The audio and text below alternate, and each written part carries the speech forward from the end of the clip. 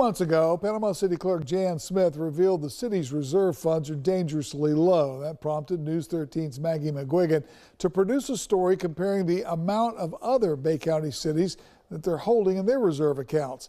As Maggie tells us tonight, the lack of money in Panama City's reserve funds is apparently more urgent than it was just 2 months ago. I'm not going to be the one holding the bag at the end of the year when there's no money left. Okay. And the treasurer, why did you let us run out of money?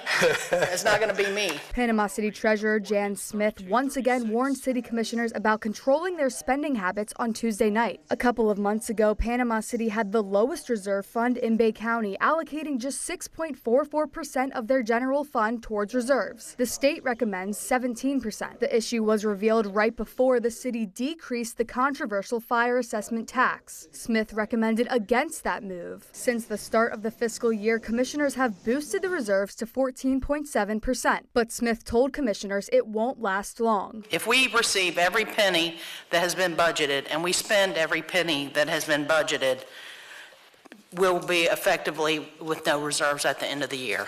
Doesn't mean we can't pay our bills. It means we don't have a savings account. It means we're living paycheck to paycheck. If activities for this year's budget go to plan, the reserve fund will be less than 1%. Reserve funds are essential in protecting a city in the event of a natural disaster, another pandemic, or any form of economic catastrophe. Our city clerk says if we have a disaster here, we're in trouble. She's quitting and she's leaving because there's not going to be any money left anymore. So what we're doing, we're spending money that we should be saving money. The issues all lead back to Hurricane Michael and those recovery expenses. We've got so many projects that are actually on the ground in construction. So doing that, we took out a temporary line of credit, or actually a loan that has interest expense that's with that, about $8 million a year. And that's really put a lot of strains on the budget, including our reserves. Smith says there is time to make a change only if commissioners are willing to make budget cuts. The thing is, the fiscal year just started. It's December. We have until September.